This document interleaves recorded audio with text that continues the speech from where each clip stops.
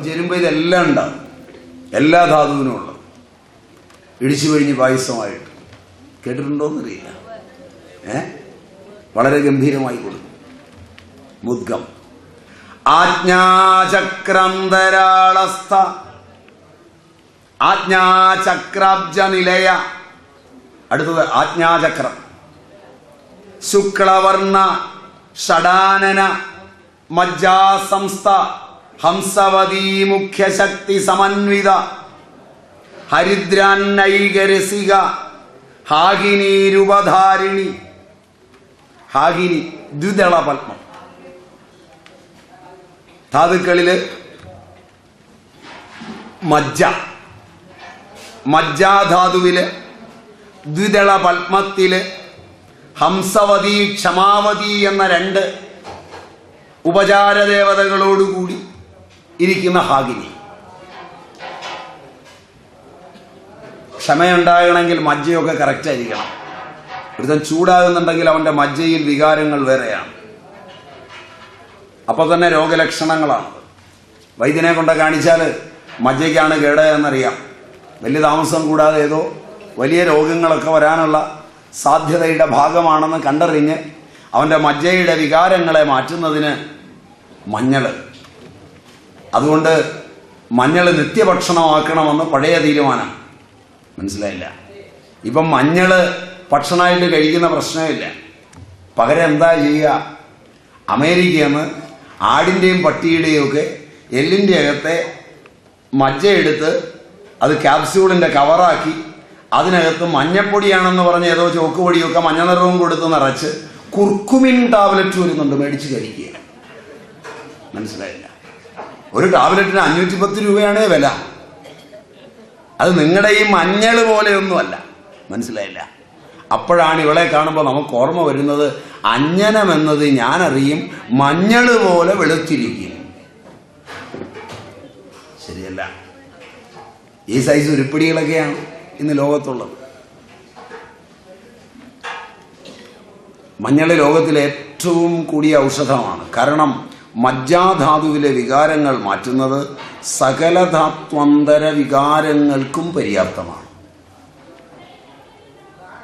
അതുകൊണ്ട് സമർത്ഥനായ വൈദ്യൻ എവിടെയെങ്കിലും ഒരു ശകലം മഞ്ഞൾ കയറ്റിച്ചു കൊടുക്കും, പുരട്ടാനെങ്കിലും. മരുന്നായിട്ടൊന്നുമല്ല, സൈഡ് എഫക്റ്റ് പോലെ എന്നായിരിക്കും പറയുക മിടുക്കനാണെങ്കിൽ. കാരണം മരുന്നാണെന്ന് പറഞ്ഞാൽ ഇവള് കഴിക്കുകയില്ല. കാശ് മുടക്കുന്നതൊക്കെ വേറെ വാങ്ങിച്ചിട്ട് അതിൻ്റെ ഇടയിൽ കൂടെ പിടിയിട്ടില്ല, അല്പം മഞ്ഞൾ കയറ്റി കൊടുക്കും. ഏതിലെങ്കിലും ഒന്നിൽ കാണും മഞ്ഞളിൻ്റെ ഒരു നീരോ മഞ്ഞളിൻ്റെ ഒരു കഷ്ണം ചേർന്ന കഷായമോ മഞ്ഞപ്പൊടി ചേർന്ന ഒരു പൊടിയോ കാണും. കാരണം എല്ലാ വികാരങ്ങളിലും ധാതുക്കളിലും മജ്ജ പങ്കുവഹിക്കും. മാത്രവുമല്ല ആജ്ഞാചക്രമാണ്, അവിടെയാണ് ഗുരു ഇരിക്കുന്നത്. പുറത്തുനിന്ന് കേൾക്കുന്നതൊന്നുമല്ല നിങ്ങൾ കേൾക്കുക. ഒരു ഗുരു ഇരിക്കുന്ന സ്ഥലം ആജ്ഞയാണ്. ഈഷജ്ഞാനമുള്ളത് കൊണ്ടാണ് ആജ്ഞ എന്ന് പേര് വന്നത്. അവിടുന്ന് ആജ്ഞാപിക്കും. അവിടം ശുദ്ധമായിരിക്കുമ്പോൾ ഉത്തമനായ ഗുരു ഇരിക്കുന്നിടം അവിടെ. വേറൊരാളെ പോയി നമസ്കരിക്കുമ്പോഴും ആ നമസ്കരിക്കുമ്പോൾ ആജ്ഞാചക്രമാണ് അത് അംഗീകരിക്കുന്നത്. അല്ലാതെ ആ ആളല്ല. അയാളുടെ പാദത്തിൽ ഒരു സാധനവും ഇല്ല, നിങ്ങളുടെ തലയിലുണ്ട്, ആജ്ഞാചക്രത്തിലുണ്ട്. ഏതൊന്ന് കേട്ടാലും ആജ്ഞാചക്രത്തിലാണ് ഭാവസ്ഫുരണം ഉണ്ടാകുന്നത്. ആ ആജ്ഞാചക്രാബ്ജ നിലയ അവിടെ ആവുമ്പോഴാണ് ശുദ്ധമായ ശുക്ലവർണ്ണയായ ദേവി, മജ്ജയിൽ സംസ്ഥിതയായ ദേവി. ഭ്രൂമധ്യേ ബിന്ദുപത്മേ ദളയുഗകലിതേ ശുക്ലവർണം കരാബ്ജൈഃ ബിഭ്രാണം ജ്ഞാനമുദ്രം ഡമരുകമമലാമക്ഷമാലം കപാലം ഷട്ചക്രാധാരമധ്യം ത്രിനയനലസിതം ഹംസവത്യാദിയുക്തം ഹാരിദ്ര്യന്നൈകസക്തം സകലശുഭകരിം ഹാഗിനിം ഭാവയാമി. ആ ഹാഗിനിയെ ഭാവിക്കണം. അവളെ പറയുമ്പോൾ ഹരിദ്രാന്നൈകരസികയായ ഹാഗിനി അവള് എങ്ങനെയുള്ളവളാണ്? അവള് സകല ശുഭകരിയാണ്. അതുകൊണ്ട് എന്തെല്ലാം ശുഭം വേണമെന്ന് ആഗ്രഹിക്കുന്നുവോ അവിടെ ബാഹ്യമായും ആന്തരികമായും മഞ്ഞൾ വേണം. മഞ്ഞളില്ലാതെ ഒരു പൂജയുമില്ല പൂർണ്ണമായി. മഞ്ഞൾ പൊടിച്ചതാണ് പ്രസാദം. ദേവിക്ക് ഇഷ്ടവും അതാണ്. കാരണം ഇത് ഏറ്റവും സൂക്ഷ്മമാണ്. മന്ത്രവർണ്ണാത്മികയായിരിക്കുന്ന ദേവിക്ക് ഏറ്റവും പ്രിയം വരുന്നത് അവിടെയാണ്. ശുക്ലവർണ്ണയാണ് ദേവി ഹാഗിനി.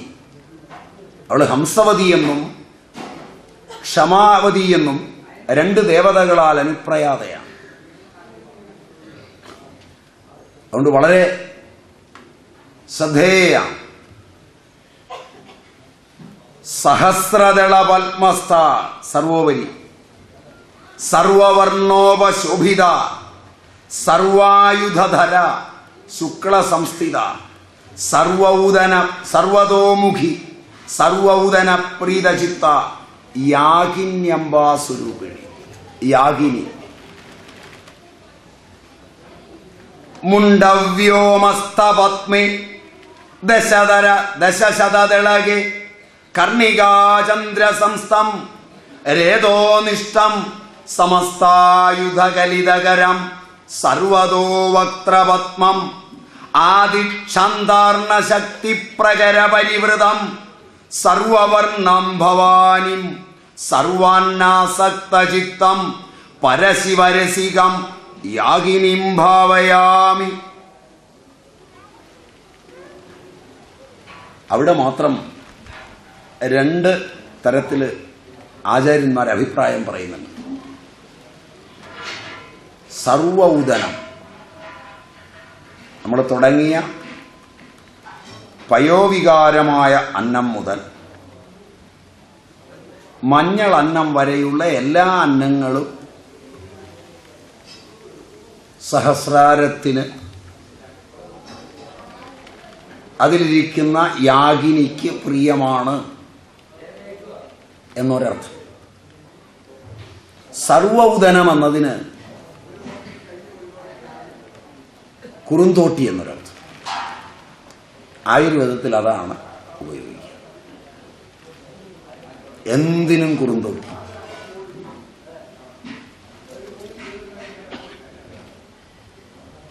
പലവിധ കുറുന്തോട്ടികളുണ്ട്. എല്ലാം ഇവിടെ പക്ഷാന്തരമില്ലാതെ അംഗീകരിക്കുന്നു. ഉത്തമം പാൽ കുറുന്തോട്ടി. കാരണം അത് പാലും കുറുന്തോട്ടിയും എന്ന സങ്കല്പപ്രകാരം ശ്രേഷ്ഠമാകുന്നു. ആദ്യത്തത് മുതൽ അവസാനത്തത് വരെ അന്നമെന്ന നിലയിൽ പടർന്നു കിടക്കുന്ന ഒരു കുറുന്തോട്ടിക്കാണ് പാൽ കുറുന്തോട്ടി എന്ന് പറയുന്നത്. കണ്ടിട്ടുണ്ടോ എന്നറിയില്ല. പഴയ കാലത്ത് ഗർഭിണിക്കൊക്കെ അത് പാൽക്കഞ്ഞി വെച്ചു കൊടുക്കും. ഏത് രോഗം വന്നാലും രോഗത്തിൻ്റെ നിലയിൽ കുറുന്തോട്ടി കഴിഞ്ഞേ ഔഷധമുള്ളൂ എന്ന് പറയും. ആധുനിക വൈദ്യശാസ്ത്രജ്ഞന്മാർ കുറുന്തോട്ടിയെ എടുത്ത് കുറുന്തോട്ടി കൊണ്ടുണ്ടാക്കിയ ക്ഷീരബല 101 ആവൃത്തിയെ എടുത്ത് അവരുടെ പരീക്ഷണം നടത്തിയിട്ട് ആകെ കണ്ടത് കൊഴുപ്പ് മാത്രമാണ്. വേറെ ഒരു സാധനവും അതിലില്ലെന്ന്. പക്ഷെ എപ്പോഴെങ്കിലും നിങ്ങൾക്ക് അർദ്ദിതം വന്നാൽ അഫേഷ്യ രോഗം ഓർമ്മയുണ്ടോയെന്നറിയില്ല, ചെറിയൊരു വശത്തേക്കായി പോകും. കണ്ടിട്ടുണ്ടോ? എങ്ങോട്ടാണോ ആയത് അതിന് ഓപ്പോസിറ്റ് വശത്തേക്ക് തടവുകയും 2 തുള്ളി മൂക്കിൽ നസ്യം ചെയ്യുകയും ചെയ്താൽ ഒരാഴ്ച കൊണ്ട് നേരെ വരും. ഒറ്റയാഴ്ച മതി. ക്ഷീരബല ശരിക്കും ഉണ്ടാക്കിയതാണെങ്കിൽ ഇപ്പം 101 ആവൃത്തിയൊക്കെ ഒറ്റ ദിവസം കൊണ്ടുണ്ടാക്കും. അതുകൊണ്ട് കമ്പനിയിൽ നിന്നൊക്കെ മേടിച്ചിട്ട് ഫലം കുറഞ്ഞു എന്നൊന്നും പറയരുത്. മാത്രമല്ല അതിനകത്ത് കുറുന്തോട്ടി പലപ്പോഴും ഉണ്ടാവില്ല. കാരണം കുറുന്തോട്ടി കിട്ടാത്ത സമയങ്ങളിൽ പേപ്പറിൽ കുറുന്തോട്ടി വേരെന്ന് എഴുതി അതിനകത്തിട്ട് കാച്ചും. അതിനാണ് വിധിയുള്ളത്. ഇപ്പം മനസ്സിലായില്ല. അദ്രവ്യ ഔഷധങ്ങൾ എന്ന് പറയുകയും ചെയ്യും. ദ്രവ്യം വേണ്ടാതെ പേപ്പറെ എഴുതിയാൽ മതി. അപ്പം അതുകൊണ്ട്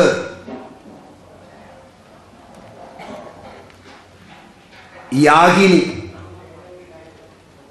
ഇനി ഇതെല്ലാം കൂടെ നമുക്കൊന്ന് ചേർത്ത് മനസ്സിലാക്കണ്ടേ? വേണോ? അങ്ങനെ വേണമെങ്കിൽ അവിടെ വിശുദ്ധി ചക്രം, ഡാഗിനി ദേവത, പയോവികാരമുള്ള അന്നം, പായസം, ത്വക്ക്, അതിൻ്റെ ധാതു. ഇപ്പം ത്വക്ക് സംബന്ധമായി വരുന്ന എല്ലാ രോഗങ്ങളിലും ഉള്ള ചികിത്സ.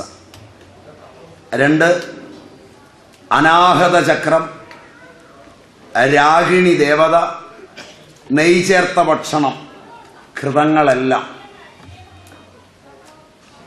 എല്ലാ ഘൃതവും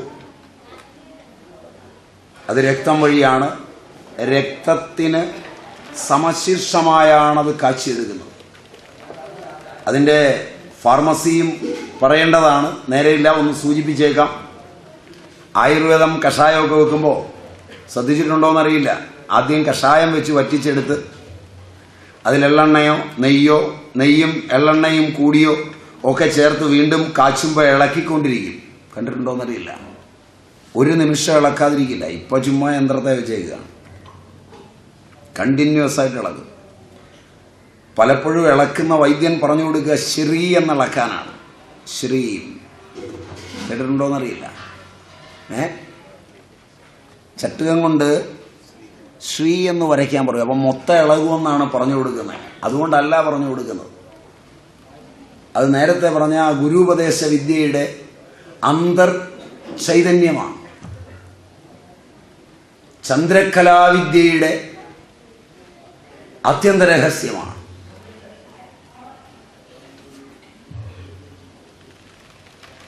അതാണ് ഇളക്കാൻ ഉപയോഗിക്കുന്നത്. അവിടെ കഷായത്തിലെ ജലവും നെയ്യുടെ ആ കഷായ ജലത്തിലെ ആറ്റങ്ങളും നെയ്യിലെ ആറ്റങ്ങളും പൊട്ടി മിശ്രവും. അപ്പോൾ കഷായത്തിൻ്റെ ഔഷധ വീര്യത്തെ കഷായം നെയ്യുടെ മോളിക്യൂളുകൾക്ക്, പൂഞ്ചികകൾക്ക് കൈമാറും. അവ അയോണീകരിച്ചുള്ളിൽ കയറും. അപ്പോൾ എങ്ങനെയാണോ നിങ്ങൾ കഴിക്കുന്ന ആഹാരം നിങ്ങളുടെ ശരീരത്തിൽ പചിച്ച്, പിണ്ടാണ്ടത്തിൽ പചിക്കുന്നത് ഉമിനീര്, മനസ്സിലായില്ല, തുടർന്ന് ബൈല് മുതലായവ കൈമാറി ജഠരാഗ്നിയിൽ പചിക്കും. റൈറ്റ്? അത് കഴിഞ്ഞ് അതിലെ വേസ്റ്റ് മലമായി പോകും. അത് കഴിഞ്ഞാൽ അതിലെ രസം, അതിലെ അന്നരസമെടുത്ത് വീണ്ടും അത് പചിപ്പിക്കുന്നത് ഭൂതാഗ്നികളാണ്. 5 ഭൂതാഗ്നികൾ. അവ ഓരോ ധർമ്മമുണ്ടവയ്ക്ക്. ആ അഗ്നികൾക്ക് സാധകപിത്തം, അത് മസ്തിഷ്കത്തിനുള്ളതാണ്, ഓർമ്മ മുതലായവയ്ക്ക്. ഭ്രാജകപിത്തം ത്വക്കിന് നിറം കൊടുക്കാനുള്ളതാണ്. രഞ്ജകപിത്തം രക്തധാതുവിന് നിറം കൊടുക്കാനുള്ളതാണ്, രക്തമാകാനുള്ളതാണ്, അതിലേക്ക് ലയിപ്പിക്കാനുള്ളതാണ്. ലോചകപിത്തം, ആലോചകപിത്തം കണ്ണിനുള്ളതാണ്. അങ്ങനെ പാചകപിത്തം ചെറുകുടലിൽ നിന്നുള്ളതാണ്. ഇങ്ങനെയുള്ള 5 ഭൂതാഗ്നികളിൽ ദഹിപ്പിക്കും. അത് കഴിഞ്ഞ് അതിനെ ധാത്വഗ്നികൾ 7 ദഹിപ്പിക്കും. എന്നിട്ടാണ് ഓരോ ധാതുവിലേക്ക് പോകുന്നത്. എങ്ങനെയാണോ കഴിക്കുന്ന ആഹാരം ഈ ശരീരത്തിൽ നടക്കുന്നത്, അതുപോലെ ഫാർമസി ഉണ്ടാക്കണമെന്ന് പ്രാചീന ആചാര്യന്മാർക്ക് നിർബന്ധമുണ്ടായിരുന്നു. അല്ല ഉമ്മ ഇടിച്ചും പൊടിച്ചും കുറേ കളിമണ്ണിൻ്റെ പൊടി ചേർത്തും വിഴുങ്ങിക്കുമെന്ന് പറഞ്ഞു കൊടുക്കുന്നതല്ല ഈ സാധനം.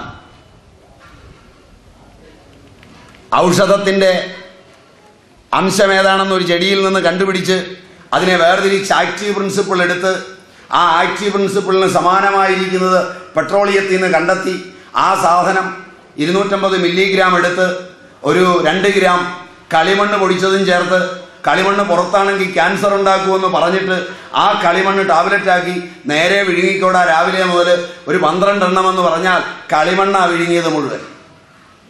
മനസ്സിലായില്ല? ഇത് ശാസ്ത്രം. മനുഷ്യ ശരീരത്തിന്റെ പാചന പ്രക്രിയയ്ക്ക് സമാനം. ലോകത്താർക്കും കാണത്തക്ക വിധത്തിൽ മന്ദാഗ്നിയിൽ പചിച്ച് അതിൻ്റെ ഓരോ മോളിക്യൂളുകളും പൊട്ടിച്ചേർന്ന് അയോണീകരിച്ച് ഓരോ ധാതുക്കളിലേക്കും ഒരു നിമിഷാർദ്ധം കൊണ്ട് കടന്നു പോകുമാറ് കണ്ടെത്തിയ ശാസ്ത്രം അന്ധവിശ്വാസവും. വിവരക്കേടിന് കൈയും കാലും വെച്ച നിങ്ങൾക്ക് ജീവിച്ചിരിക്കാൻ തന്നെ യോഗ്യതയുള്ളതല്ല.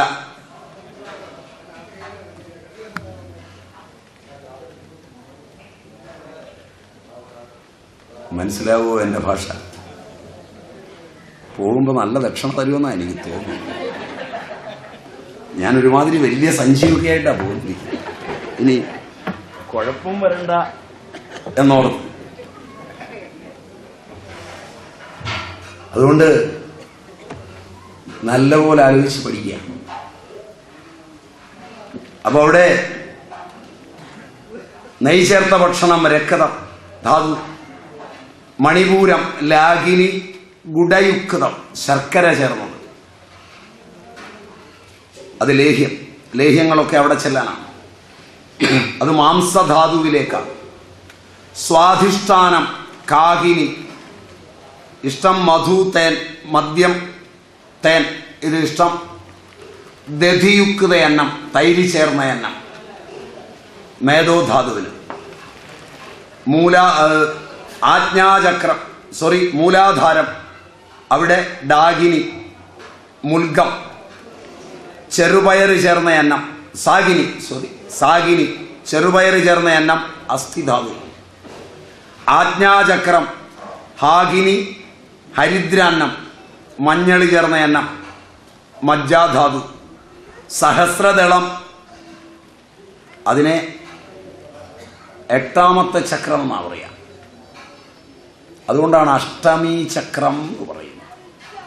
അതിനിടയിലൊരു ചക്രമുണ്ട്, ലലന. അത് വൈദ്യശാസ്ത്രത്തിൽ എണ്ണുന്നില്ല, അതുകൊണ്ടാണ് പറയാത്തത്. 6 ചക്രങ്ങളെ നിങ്ങൾ കേട്ടിട്ടുള്ളൂ, ശരിയല്ല. 8 ചക്രങ്ങളുണ്ട് ശരിയായ വിജ്ഞാനത്തിൽ. അതിൽ ലലനാചക്രവും സഹസ്രാരവും ഉൾപ്പെടും. ആ 8ാമത്തെ ചക്രമായ സഹസ്രാരത്തിൽ, അതാണ് ഇവിടെ 7ആയിട്ട് പറഞ്ഞിരിക്കുന്നത്, സഹസ്രദളം. അത് സൗഔദനം എന്ന് പറഞ്ഞാൽ എല്ലാ അന്നവും എന്നൊരർത്ഥം. അത് പയോവികാരം മുതൽ ഹരിദ്ര വരെ എന്നൊരർത്ഥം, കുറുന്തോട്ടി എന്നൊരർത്ഥം. ശുക്ലധാതു. കുട്ടികളുണ്ടാകാതിരുന്നാൽ നല്ല കുറുന്തോട്ടി പാൽക്കഷായം വെച്ച് കൊടുത്താലൊക്കെ ഉണ്ടാകുന്നതും അതുകൊണ്ടാണ്.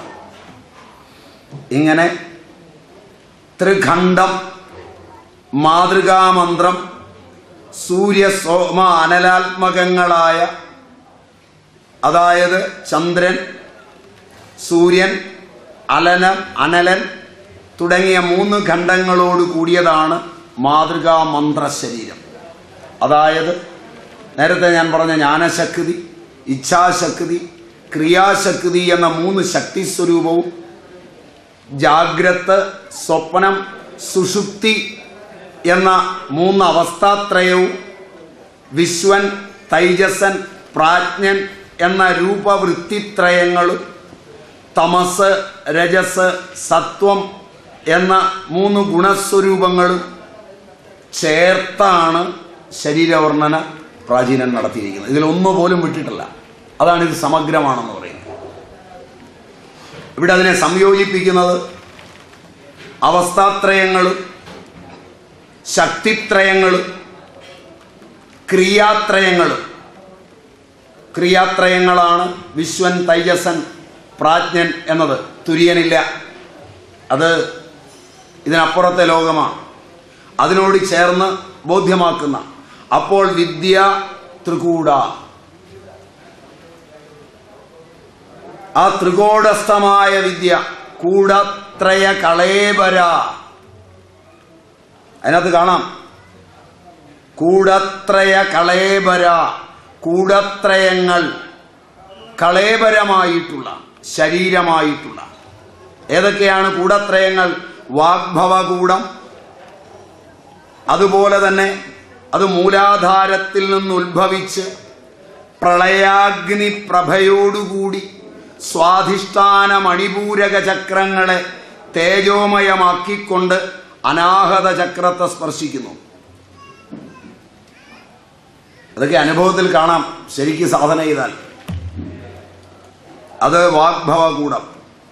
കാമരാജകൂടം, അത് അനാഹത ചക്രത്തിൽ നിന്ന് കോടി സൂര്യപ്രഭയോടുകൂടി വിശുദ്ധ ചക്രോപരി ആജ്ഞാചക്രത്തെ സ്പർശിക്കുന്നു.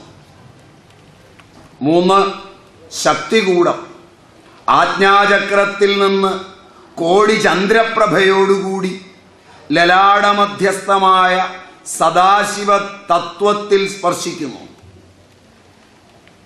ഇവിടെയാണ് ശ്രീവിദ്യാരൂപമായ നേരത്തെ പറഞ്ഞ കാതി മന്ത്രവർണ്ണങ്ങളെ അപ്പോൾ സാധകൻ മാലയിൽ മണികളെന്ന പോലെ ഭാവിക്കണം, എന്നിട്ട് ജപിക്കണം.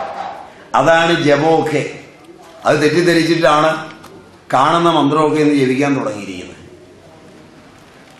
അതൊക്കെ വിധിയാമണ്ണം ചെയ്താൽ അതിന് ഫലം കിട്ടും.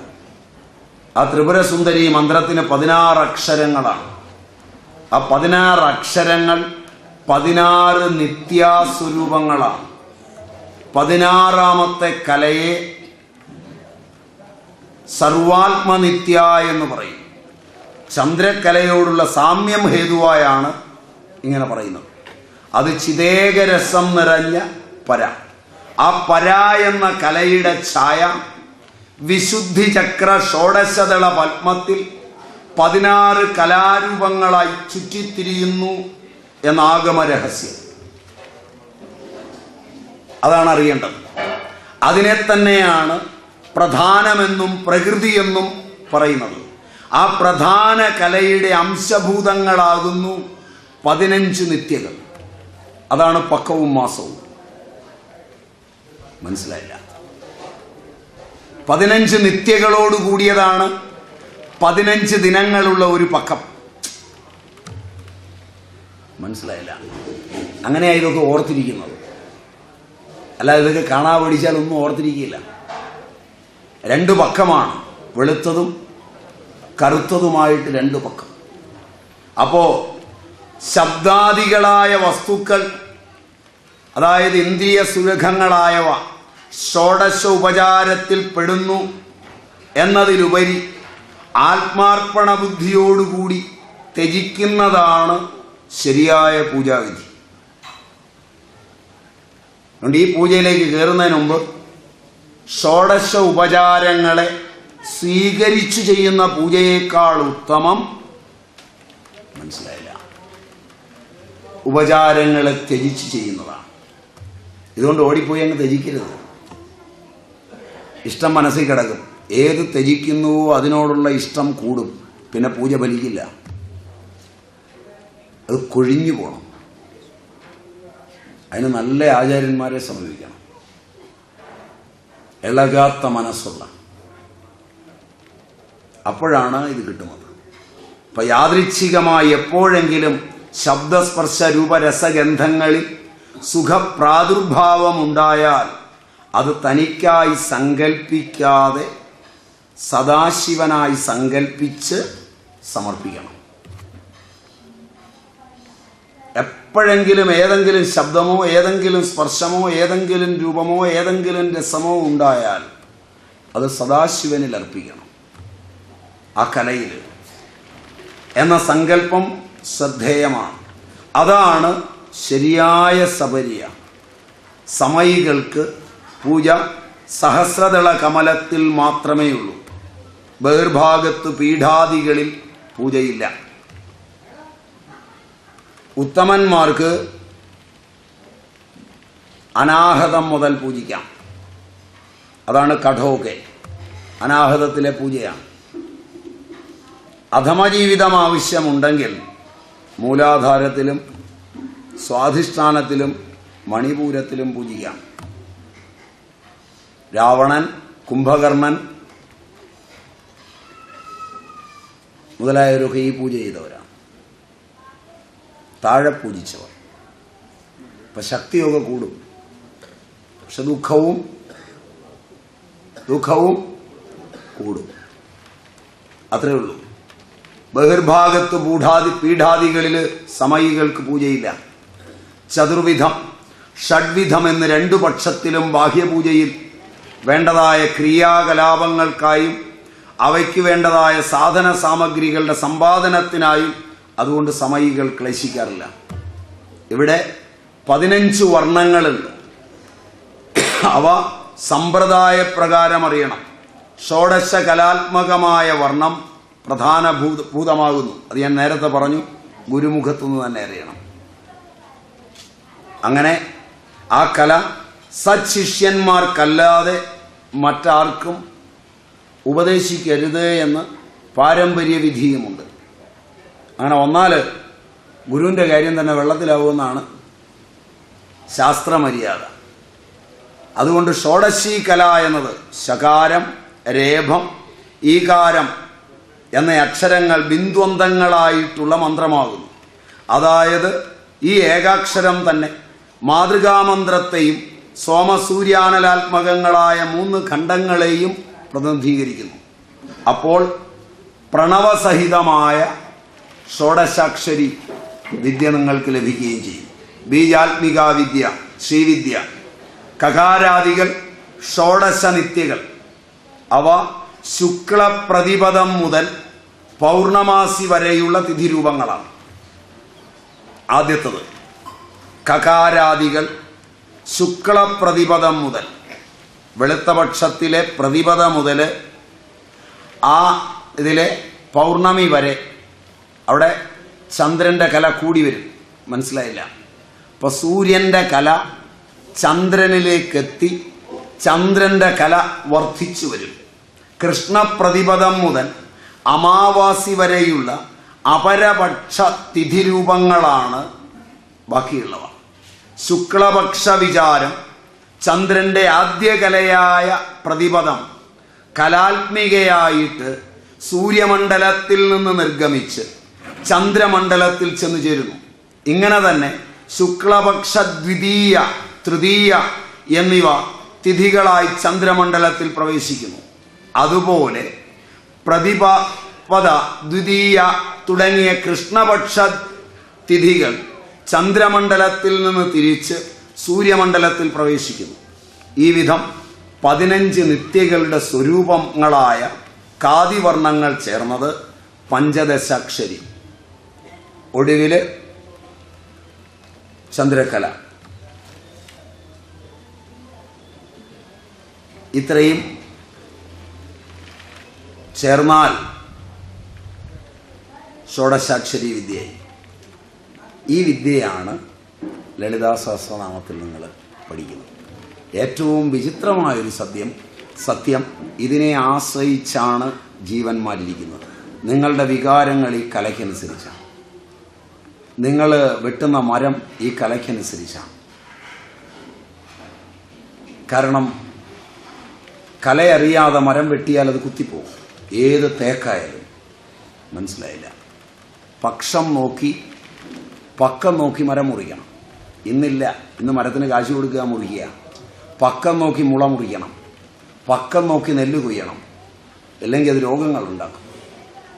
പക്കം നോക്കി വേണം ചേനയും ചേമ്പും ഒക്കെ നടാൻ. ഇതൊന്നും നിങ്ങളുടെ കൃഷി ഡിപ്പാർട്ട്മെന്റിന് അറിഞ്ഞുകൂടാ. പക്കം നോക്കി വേണം മീൻ പിടിക്കാനും, പക്കം നോക്കി വേണം ഞണ്ടു വാരാനും. പക്കം നോക്കി വാരിയില്ലെങ്കിൽ ഇളമ്പക്കായൊക്കെ വാരുമ്പോൾ, ഇളമ്പക്ക എന്ന് പറഞ്ഞാൽ അറിയുമോയെന്നറിയില്ല. വടക്കൻ കേരളത്തിൽ നിന്നുള്ളവർ, തീരത്തുനിന്നുള്ളവർ, തീരദേശവാസികൾ ആരുമില്ല. ഇളമ്പക്ക എന്നല്ലേ നിങ്ങളിവിടെ പറയാ, അല്ലേ? ഇളമ്പക്ക അത് വാരിയെടുത്ത തൊണ്ടേ കാണുള്ളൂ, മാംസം ഉണ്ടാവില്ല.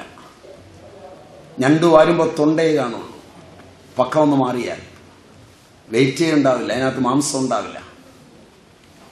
അതായത് ആദ്യത്തെ 15 ദിവസം വാരുമ്പോൾ നല്ല മാംസമുള്ള സാധനം അടുത്ത 15 ദിവസം വാരിയാൽ അതിൽ മാംസം ഇല്ലാതാവുമെന്ന്. Can you believe? പാലക്കാട്ടുകാർക്ക് വിശ്വസിക്കാൻ പറ്റുമോ? വിശ്വസിക്കണം, അതല്ലേ ചോദിച്ചേ. പോയി വാരി നോക്കണം, അപ്പോൾ അറിയാം. ഇതാണ് ശാസ്ത്രം. ഇത് അനുഭവമുള്ളത് ബ്രഹ്മാണ്ടവും പിണ്ടാണ്ടവും ചേർത്ത് വെച്ചത്. ഇത് പഠിപ്പിക്കുന്ന ഒരു സാധനം നിങ്ങളിങ്ങനെ എന്നും ഇതിൻ്റെ അർത്ഥവും അറിയാതെ ഇത് ജീവിതത്തിലും പ്രയോഗിക്കാതെ എത്ര കാലമായി ചൊല്ലിയിട്ടെന്ത് കാര്യം? അതുകൊണ്ട് ഇതിന്റെ അന്തർമണ്ഡലത്തിലൂടെ സഞ്ചരിക്കാം. ഇതിനൊരു സഞ്ചാരപഥമുണ്ട്. അപ്പൊ അതാണ് ഇതിന്റെ വഴി. അങ്ങനെ സഞ്ചരിക്കുമ്പോൾ 6 മാസമെങ്കിലും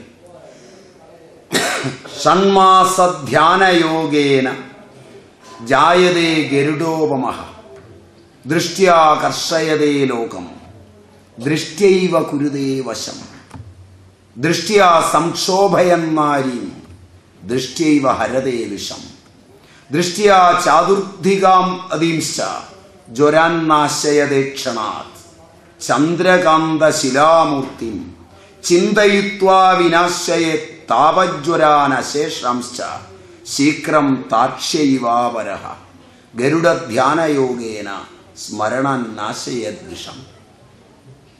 ഇതാണ് ഇതിൻ്റെ ഫലം. ഇനി എന്താ ഇതുകൊണ്ടുള്ള ഫലം? ഇതാണ് ഫലം. 6 മാസത്തെ ധ്യാനയോഗം കൊണ്ട് സാധകൻ ഗരുഡതുല്യനായിത്തീരും. ആ സാധകൻ തൻ്റെ ദൃഷ്ടി കൊണ്ട് ലോകത്തെ ആകർഷിക്കുകയും ലോകത്തെ സ്വാധീനമാക്കുകയും ചെയ്യും. അവനിഷ്ടമുണ്ടെങ്കിൽ അവൻ്റെ നിയന്ത്രണത്തിൽ നിൽക്കും. അവൻ പിടിക്കുന്ന ലോകം സ്വാധീനമാക്കുകയും ചെയ്യും. അതിനും പുറമെ ദൃഷ്ടി കൊണ്ട് സ്ത്രീയെ സംക്ഷോഭിപ്പിക്കും.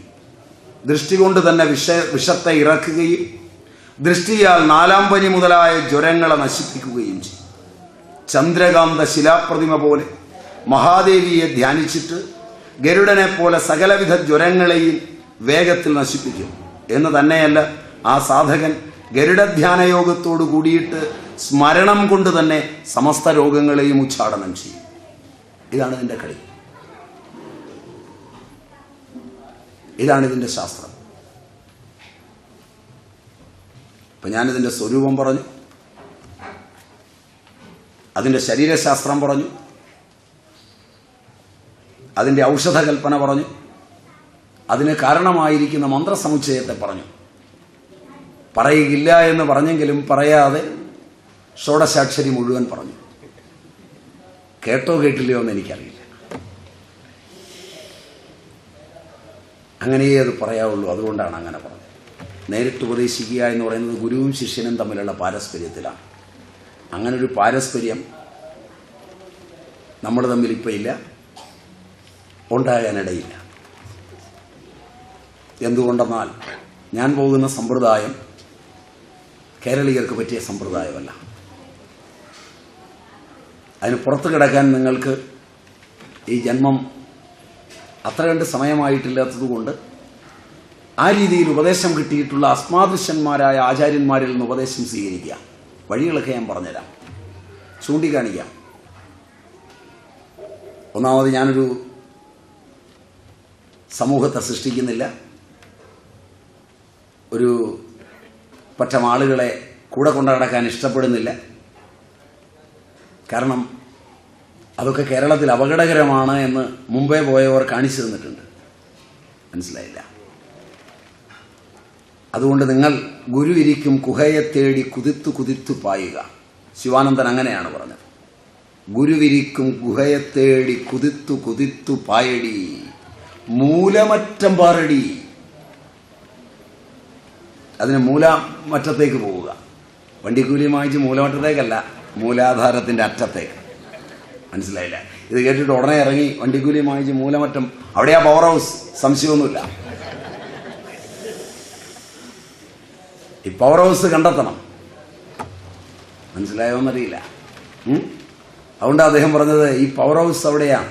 അവിടെ പോയി ഇത് കണ്ടാൽ 1000 ആതിഥേയന്മാർ ഒന്നിച്ചുയർന്നതുപോലെ ശിവയോഗത്തിൻ്റെ, ശൈവയോഗത്തിൻ്റെ, അഗസ്ത്യ സമ്പ്രദായത്തിൻ്റെ ആചാര്യന്മാരിൽ അത്യുജ്വല നക്ഷത്രങ്ങളിൽ ഒരാൾ പറഞ്ഞിട്ടുണ്ട്. കുണ്ടലിനിപ്പാട്ടിൽ ആടുപാമ്പേ പുനം തേടുപാമ്പേ ആനന്ദ കൂത്തുകണ്ടാടുപാമ്പേ. അതൊക്കെ ആ വഴിയിൽ സഞ്ചരിച്ചവരാണ്. ആ വഴിയിൽ സഞ്ചരിക്കാൻ പോകുമ്പോൾ വേഷവും ഭൂഷയും അവർ കഴിച്ച ആഹാരവും ഒക്കെ നിങ്ങൾ അനുകരിച്ചേക്കാം. പക്ഷേ അവർ കണ്ടെത്തിയത് കണ്ടെത്താതെ മടങ്ങിയാൽ നഷ്ടമാണ്. അവർ പോയ സാമ്പ്രദായിക രഹസ്യങ്ങളുടെ അന്തരിന്ദ്രിയ മണ്ഡലങ്ങളിലൂടെ എന്നെങ്കിലും സഞ്ചരിക്കണം. സഞ്ചരിക്കാതെ വിശ്രമിക്കരുത്. സത്യം അഗ്നിയേക്കാൾ ജാജ്വല്യമാനമാണ്, സൂര്യനേക്കാൾ പ്രകാശമാനമാണ്, ചന്ദ്രന്റെ ശോഭയുള്ളതുമാണ്. ആ സത്യത്തിലേക്ക് ഭാരത എന്ന് വിളിക്കുമ്പോൾ ഭാരതത്തിൻ്റെ 2 സമ്പ്രദായങ്ങൾ, ചന്ദ്രകലാവിദ്യയുടെയും സൂര്യഖണ്ഡ വിദ്യയുടെയും 2 സമ്പ്രദായങ്ങളാണ് രാമായണ മഹാഭാരത മഹാകാവ്യങ്ങൾ. അല്ലാതെ അത് കേവലം ചരിത്രാംശം മാത്രമല്ല. ഒന്ന്, ചന്ദ്രകലാവിദ്യയിലൂടെ സഞ്ചരിച്ച വംശികരുടെയും സവിതൃ കലയിലൂടെ പോയ സൂര്യവംശിയുടെയും 2 മഹാചരിത്രങ്ങളാണ് 2 ഇതിഹാസങ്ങൾ. സമയം എനിക്ക് അനുവദിച്ച സമയം കഴിഞ്ഞൊരു 15 മിനിറ്റ് എടുത്തിട്ടുണ്ട്. തുടങ്ങിയത് ഞാൻ 10 മണിക്ക് പകരം 10:30 കഴിഞ്ഞാണ്. അതുകൊണ്ടൊരു 1/4 മണിക്കൂർ നേരത്തെ ഞാൻ ഉപസംഹരിക്കുന്നു. ഞാൻ പറഞ്ഞതിലെ നല്ല കാര്യങ്ങൾ എൻ്റെ അല്ല, എൻ്റെ പൂർവന്മാരുടെ. അതിൽ ചില തെറ്റുകളൊക്കെ വന്നിട്ടുണ്ടാവും. കാരണം പറഞ്ഞത് ഞാനാണ്. അതുകൊണ്ട് തെറ്റ് വരാൻ സാധ്യതയുണ്ട്. നിങ്ങൾ പഠിച്ചു വളരുമ്പോൾ തെറ്റുകൾ കണ്ടെത്തിയാൽ ഫൽസിക്കുന്നത് എന്നെ മാത്രമായിരിക്കണം, എൻ്റെ പൂർവന്മാരെ ഫൽസിക്കരുത്. ശരി പൂർണ്ണമായും അവരുടെയാണ്. അവരുടെ പാദങ്ങളിലായിരിക്കട്ടെ നിങ്ങളുടെ പ്രണാമമെന്ന പ്രാർത്ഥനയോടെ. ശൈലീഭംഗങ്ങളും മറ്റു തെറ്റുകളുമൊക്കെ വന്നിട്ടുണ്ടെങ്കിൽ നിങ്ങൾ പഠിക്കുന്ന കാലങ്ങളിൽ, അത് ഉൾക്കൊള്ളുന്ന കാലങ്ങളിൽ അത് കണ്ടെത്തിയാൽ എന്നോട് പൊറുക്കണമേ എന്ന് പ്രാർത്ഥിച്ചുകൊണ്ട് ഞാൻ ഉപസംഹരിക്കുന്നു. നിങ്ങൾക്ക് നമസ്കാരം. വിഗ്രഹം തൃണയനം മാണിക്യമൗലിസ്ഫുരത്താരാനായകശേഖരം സ്മിതമുഖീമാപീനവക്ഷോരുഹ പാണിഭ്യാമളിപൂർണരത്നചഷകം രക്തുത്പലം ബിഭ്രതി സൗമ്യം രത്നഘടസ്ഥരക്തചരണം ധ്യായേത് പരാമംബികം.